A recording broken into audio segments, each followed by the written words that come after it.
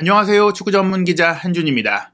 위르겐 클린스만 감독이 대한민국 축구 대표팀을 맡은 6번째 경기에서 마침내 첫 승을 거뒀습니다. 사우디아라비아와 영국 뉴캐슬에서 치른 친선 경기 1-0으로 승리했는데요. 하지만 이 경기 이후에도 여전히 논란은 잦아들지 않고 있습니다. 클린스만 감독이 이 경기를 마치고 대표팀 선수들과 함께 한국으로 돌아오지 않고 그대로 본인은 이전과 마찬가지로 외유하는 독일로 가서 김민재 선수를 보고 오겠다, 유럽파를 더 보고 오겠다라는 일정을 공개했기 때문입니다. 경기 후 인터뷰에서도 클린스만 감독이 자신의 운영 계획을 다시 한번 이야기했고 이것이 논란이 되고 있는 이유, 이것이 궤변인 이유를 저희가 사우디전 첫 승, 분명히 성과도 있었지만 클린스만 감독의 말이 궤변이라고밖에 느껴질 수 없는 상황을 분석해드리도록 하겠습니다. 사우디전 1-0으로 승리했고요. 캡틴 손흥민 선수의 활약이 좋았습니다. 그와 맞물려서 오른쪽 측면 공격수로 배치된 이재성 선수와의 호흡도 좋았고 또 최전방 공격수 조규성 선수가 득점을 했습니다.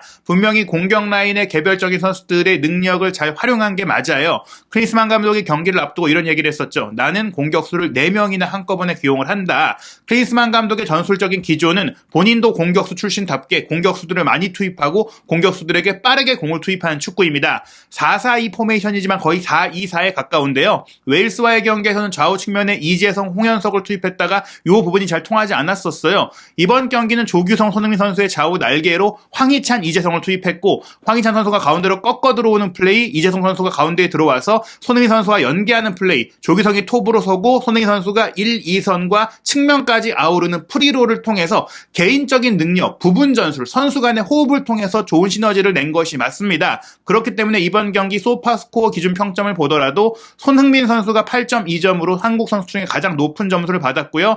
그 다음으로 득점을 기록한 조규성 7.5점, 왼쪽 측면 공격수 황희찬 7.6점, 그리고 이재성 선수도 7.3점을 받았습니다. 하지만 문제는 중앙 미드필드와 수비 라인, 후방 라인인데요. 이 지역에서의 빌드업과 수비력과 안정성과 커버 능력, 경기 전반 운영 능력과 주도권을 잡는 부분에 있어서는 여전히 문제가 드러났어요. 평점으로 드러나지 않는 경기 중에 문제들이 있었는데요. 실제로 본래 대표팀의 주전 미드필드였던 황인범 선수 그리고 주전 센터백인 김민재 선수의 평점이 낮게 나와 있지만 사실 이 선수들이 파트너인 박용우, 정승현 선수를 커버하고 이 선수들과의 부조화 속에서 조금 고전했던 부분들이 평점 하락 요인이 됐다고 볼 수가 있겠습니다. 물론 이 경기는 내용상 한국이 주도했고 이길 만한 경기였던 것은 맞습니다. 사우디아라비아의 주전 골키퍼 알 오아이스가 평점 8.5점으로 기록 기반으로는 MOM으로 선정이 됐어요. 그만큼 한국이 많은 기회를 만들었는데 골키퍼의 선방 때문에 우리가 겨우 1-0으로 이겼다. 즉 더 큰 점수차로 이길 수 있는 경기였다는 얘기인데요. 그 과정에는 사실 손흥민 선수의 미친 듯한 활약이 있었습니다. 손흥민 선수가 이날 8.2점의 평점을 받았다고 말씀드렸는데요.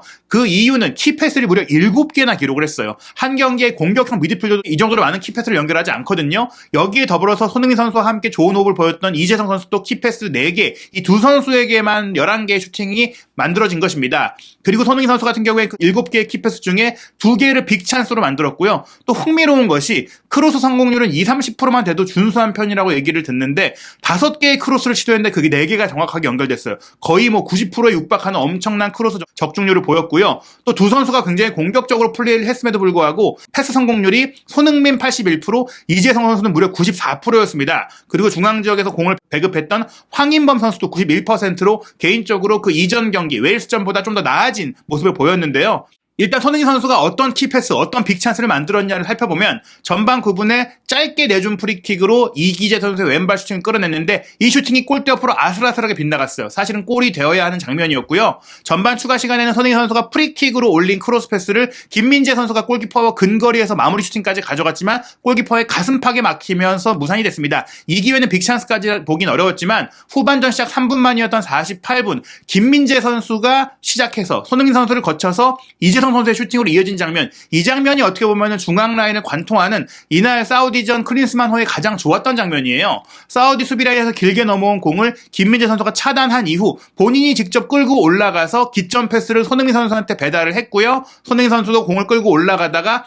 바깥으로 돌아 들어오면서 수비의 시야 뒤에서 빠져들어왔던 이재성 선수를 향해서 정말 기가 막힌 전형적인 10번 플레이메이커들이 보여주는 칼날 같은 스루 패스를 보내줬거든요. 하지만 이재성 선수가 골키퍼와 마주한 상태에서 시도한 슈팅이 막히고 말았습니다. 칩샷을 시도했다라면 혹은 좀 이제 바깥으로 돌려찼다라면 어땠을까 싶은데 골키퍼가 잘 간격을 좁히기도 했었습니다. 어찌됐거나 손흥민 선수를 통해서 이렇게 많은 득점 기회들이 나왔음에도 1대0이었다. 그리고 손흥민 선수의 공격 포인트가 없었다고 할 수 있는데요. 공격 포인트가 없음에도 불구하고 말씀드린 이러한 활약과 기록 때문에 손흥민 선수가 팀 내 최고 평점을 받았죠. 개인적으로 두 차례 중거리 슈팅을 연결한 것도 유효 슈팅으로 연결되기도 했었고, 또 사실 이번 경기 손흥민 선수가 후반 추가 시간 1분에 교체가 됐기 때문에 사실상 풀타임을 소화했다라고 볼 수가 있습니다. 주장으로서 손흥민 선수 경기를 마치고 나서 영국 원정 취재를 나선 한국 기자들과의 인터뷰에서 1대0으로 이긴 것이 아쉬울 정도였다라고 이야기를 했는데요. 개인적으로 클린스만 감독 부임 후 첫 승이었기 때문에 굉장히 중요했다라고 이야기를 했어요. 어려운 첫 승을 한 것 같지만 사우디가 좋은 상대였다라고 얘기를 하면서 사우디도 준비를 많이 한 팀이었고 또 좋은 경기를 했다. 우리가 전체적으로 많이 주도를 했다. 후반 막판에 사우디도 공격적으로 경기를 하긴 했지만 전체적으로 우리에게 찬스가 많았으니까 이 경기 자체를 놓고는 이제 경기력적으로 비판 요인은 없지 않겠느냐 이렇게 얘기를 한 겁니다. 다만 분명히 경기 완성도에 있어서의 아쉬움들 이해하긴 했는데요. 내용은 하루아침에 바뀐다고 생각하지 않는다고 하면서 클린스만 감독님도 분명히 말씀하셨겠지만 우리는 계속 앞으로 나아가는 중이다. 그리고 선수들이 감독님이 원하고 추구하는 축구를 빨리 이해해야 한다. 이렇게 얘기를 했습니다. 주장으로서 할 수 있는 원론적인 이야기, 교과서적인 이야기라고도 할 수 있겠는데요. 사실 손흥민 선수의 말대로 더 많은 골차로 이길 수 있었고 전반 35분에 골키퍼와의 1대1 상황에서 탐박티의 백태클에 가까운 이 상황으로 페널티킥을 얻지 못한 것도 아쉬웠어요. 여기서 얻어서 손흥민 선수가 성공을 시켰다면 더 큰 점수차의 승리도 가능했는데요. 경기 세부 기록을 살펴본다면 클린스만 감독의 전술적인 방향성, 분명히 이게 어떻게 보면 빌드업이라든지 조직할 면에 있어서는 뚜렷한 게 없지만 어떤 방향성인지가 기록으로 드러나긴 합니다. 일단 기본적으로 점유율은 내주되 활발한 슈팅, 공격수들에게 빨리 공을 전달해서 빠르게 많이 슈팅하는 축구를 시도하고 있어요. 볼 점유율에 있어서는 우리가 주도적인 경기를 했음에도 불구하고 사우디보다 낮았습니다. 48%였거든요. 하지만 슈팅 숫자는 19대 7이었고 유효 슈팅이 9대 2였습니다. 코너킥도 11대 3으로 이 많은 슈팅을 통해서 세트피스 기회도 많이 만들어냈고요. 빅찬스가 3개였는데 그중에 2개를 놓쳤으니까 최소한 3대 0 정도의 승리 내지는 4대 0도 가능했던 경기였다고 할 수 있겠죠. 다만 벤투호 시절에 만들어왔던 빌드업 능력이 떨어지다 보니까 패스 성공률이 85%로 낮은 편이었고 롱패스의 적중률도 46%로 사우디보다 더 낮았습니다. 역습을 시도했던 사우디보다 롱패스도 부족했고 기본적인 소유 상태에서의 안정성도 떨어졌고 무엇보다 역습 중심의 축구를 하면서도 프리킥을 사우디에 더 많이 내줬어요. 파울을 더 많이 했다라는 얘기겠죠. 한국이 18개의 파울, 사우디가 11개의 파울을 했습니다. 그러면서 한국이 18개의 세트피스 위기를 맞이했던 것인데요. 물론 좋았던 장면이 더 있긴 해요. 43분에 이 손흥민, 이재성의 2대1 패스가 측면에서 오간 장면, 상대의 압박 수비를 2대1 패스를 통해서 흔들어내고 빠져들고 교차 플레이를 통해서 손흥민 선수가 크로스를 하고 황인범 선수가 중앙으로 돌아서 슈팅하는 이런 플레이 등은 분명히 속공 측면이라든지 공격수들을 많이 활용하는 측면에 있어서는 효과를 냈던 장면이기도 합니다. 그리고 55분 같은 경우에는 오른쪽에 이재성 선수가 오른쪽 풀백인 서령우 선수에게 공을 연결해주고 반대로 길게 넘긴 이후 황인찬 선수가 가운데로 치고 들어가면서 시도했던 슈팅, 이렇게 좌우 측면 공격수들 이전보다 가운데 쪽으로 들어와서 4인 공격을 구사했던 이런 부분들은 클린스만 감독의 말에 맞춰서 조금 더 완성도가 높아진 건 사실이긴 합니다. 그렇기 때문에 클린스만 감독도 이날 경기를 마치고 나서 기자회견에서는 의기양양한 자신만만한 얘기를 했는데요. 우리가 이길만 했던 경기였다라고 하면서 알다시피 사우디는 2022 카타르 월드컵에서 아르헨티나를 꺾었을 정도로 좋은 팀이다라고 이야기했죠. 아시안컵을 향해 새로운 팀으로 넘어가는 단계라는 점에서도 우리와 비슷하기 때문에 아주 좋은 경험이었다. 유럽 원정에 와서 사우디라는 아시아 팀을 만나긴 했지만 이 경기는 아주 의미 있는 경기였다라고 얘기를 했습니다. 그리고 그 의미 있는 경기를 이겼고 또 내용도 좋았다는 점에서 본인이 만족스러울 텐데요. 이날 경기를 돌아보면서 득점 기회를 만들기 위해 다양한 시도를 했다. 빠르게 공격으로 전환하고 싶었고 수비로 전환하는 부분에 주안점을 뒀다라고 얘기를 했습니다. 분명히 크로스 패스, 프리킥, 사이드 패스, 교차 플레이 다양한 공격 방식을 시도한 게 맞기 때문에 이 말까지 부인할 수는 없고요. 또 공격 전환 속도가 빨랐던 것도 사실입니다. 하지만 수비 전환 상태에서의 아쉬움들이 있었습니다. 그에 대해서 클린스만 감독도 보완할 부분이 남아있다라고 했어요. 패스 실수도 있었다고 했고 두 차례의 실점 위기도 있었다라고 했죠. 다만 더 많은 기회를 만들었고 두 번째, 세 번째 골을 넣어야 했었고 선수들이 서로에 대한 이해도가 높아지고 있기 때문에 앞으로 나아질 것이다. 팀 전체적으로 좋았다라고 기대감을 표했습니다. 사실 외유 논란이라든지 이후에 나올 반응이 아니라면 조금 더 클린스만 감독이 만들어가는 것을 지켜보고 기다려줘야 된다고 생각을 했을 것 같아요. 하지만 그 이후의 발언들이 앞으로 현재 드러난 문제들을 해결할 의지가 정말 있느냐에 대한 의구심을 들게 하는데요. 어떤 얘기냐면요. 바로 비판 여론에 대한 생각입니다. 감독이 승리하지 못한다면 비판 여론은 자연스러운 현상이다. 당연히 언론과 팬들은 감독을 비판한다. 포메이션과 플레이 스타일에 대해 다양한 의견이 제시되는 것도 자연스러운 일이다. 나도 그런 부분에서는 불만이 없다. 저희 역시 뭐 전술적인 부분이라든지 플레이의 방향성이라든지 또 구조적인 부분이라든지 이런 것들을 지적을 해드렸었는데 그런 부분은 클린스만 감독도 이해한다고 했어요. 본인도 ESPN에서 그런 패널로 그런 지적들을 하고 그런 의견을 내기도 하니까요. 그러면서 팀 빌딩 과정은 항상 부침을 겪으니까 그런 비판해도 된다라고 얘기를 했습니다. 그리고 이번에 한국 대표팀과 지내면서 본인이 많이 배웠다라고 했고 특히 이번 원정 기간 10일 동안 선수들과 개별 면담도 했고 또 언론과도 이야기를 하면서 한국 팬들의 생각과 바람도 이해할 수 있게 됐다라고 했거든요. 그런데 이해할 수 있게 됐다고 한 클린스만 감독의 다음 행보가 한국으로 와서 한국에 있는 선수를 더 파악하고 또 한국 대표팀을 강화시키기 위한 내부적인 소통과 고민이 아니라 다시 한번 외부 활동, 유럽을 돌아다닌다는 것은 조금 이해하기가 어렵습니다. 클린스만 감독은 이미 설명한 대로 국가대표팀 감독의 업무는 K리그 감독과 다르다라고 이야기를 했는데요. 내가 계속 한국에 머물러야 할 필요는 없다. 나는 국내 축구가 아니라 국가대표팀에 판을 주시해야 한다. 이렇게 얘기를 했어요. 그러면서 지금 대한축구협회가 밝힌 클린스만 감독의 이후 일정에 따르면 A매치를 치른 이후 영국에서 곧바로 한국으로 오지 않습니다. 유럽파들은 당연히 영국에서 각자의 소속팀으로 가게 되고 K리그에서 뛰는 선수들이나 아시아 선수들이 이제 이 비행기편을 통해서 한국으로 오게 되는데 클린스만 감독이 같이 한국으로 오는 게 정상인데 독일로 간다는 것입니다.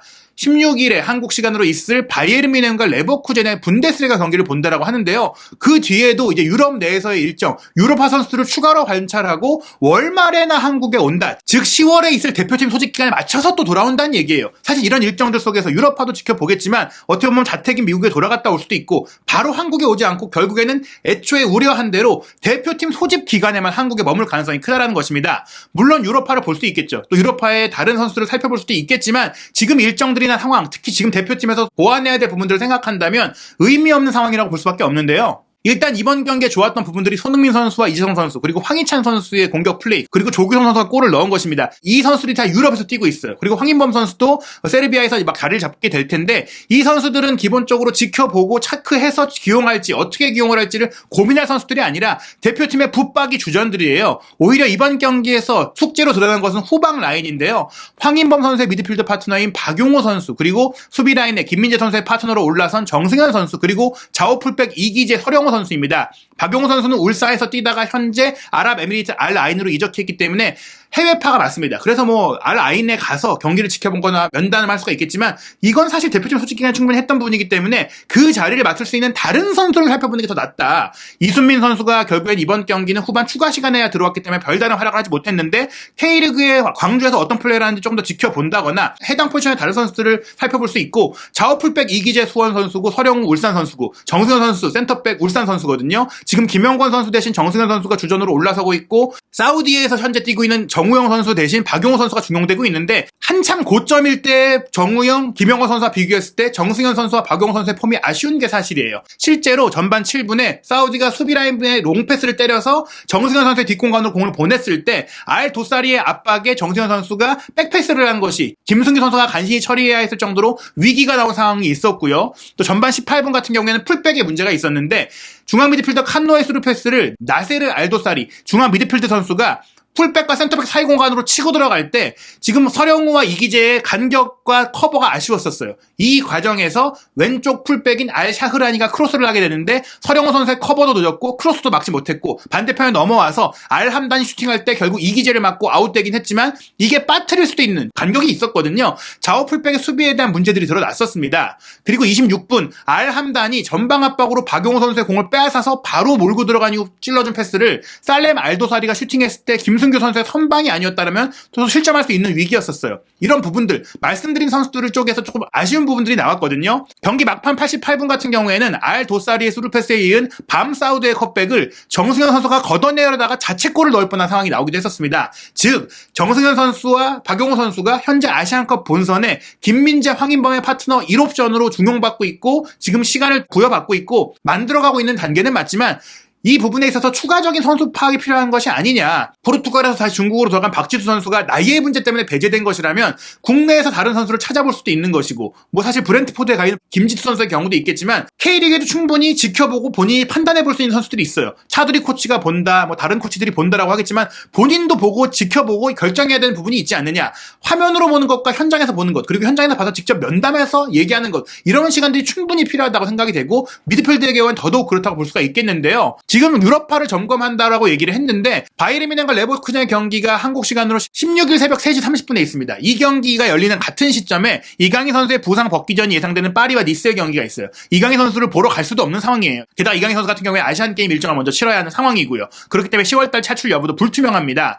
울버햄튼과 리버풀의 경기가 있는데 황희찬 선수의 출전을 기대해볼 수 있겠지만 황희찬 선수에 대해서도 굳이 점검할 필요가 없다. 이어질 마인츠와 슈투트가르트의 경기, 토트넘의 셰필드의 경기 마찬가지예요. 이재성, 손흥민 선수는 더 점검하고 얘기하지 않아도 이미 잘하는 선수들이고요. 셀틱과 던디의 경기, 여기에 뭐 권혁규 선수가 있다라고 하지만 권혁규 선수 같은 경우에는 사실 현재 셀틱의 챔피언스리그 명단에도 제외가 됐고 거의 경기를 뛰기 어려운 상태이기 때문에, 게다가 올림픽 대표팀과 일정을 함께하고 있잖아요. 이런 부분들을 생각한다면 유럽에 가서 클린스만 감독이 더 이상 현장에서 경기를 보고 혹은 관계자들과 이야기를 할 필요가 없다. 오히려 9월 16일 토요일로 예정되어 있는 전북과 강원의 경기에서 선수들을 파악한다든지, 지금은 아시안게임에 가 있지만 백승호 선수를 어떻게 좀 활용할지에 대해서 황선홍 감독과도 얘기를 한다거나, 국내에서 훈련하고 있는 아시안게임 선수들을 직접 만나보고 얘기를 나누고 훈련 상태도 지켜보고, 이런 것들이 더 필요하지 않겠느냐. 인천과 제주의 경기, 포항과 수원FC의 경기, 울산과 대전의 경기도 있는데 8월 이달에 선수상을 받은 이승우 선수 같은 경우도 어떻게 보면 저는 개인적으로 문선민 선수가 후반에 들어와서 놓쳤던 그런 기회들 같은 장면에서는 오히려 더 좋은 장면들을 만들어냈고 결정할 수 있었다고 생각이 되거든요.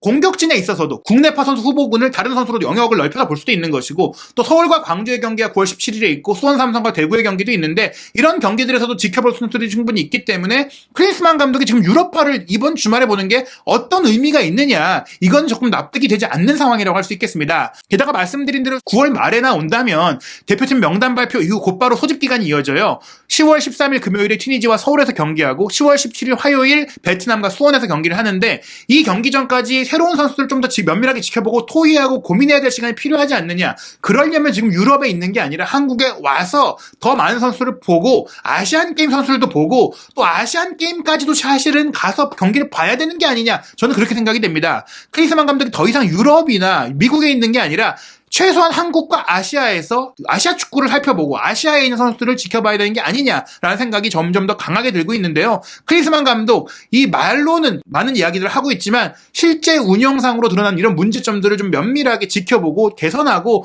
또 분명히 나아지는 모습들, 비판을 수렴하는 모습들을 보였으면 좋겠습니다. 과연 클린스만 감독 10월 A매치는 어떻게 준비하게 될지, 본인의 약속대로 아시안컵 우승을 통해 자신의 방식이 옳다는 것을 증명할 수 있을지, 한준TV에서 한국 축구의 최대 이슈 클린스만호의 여정 체크하시기 바랍니다.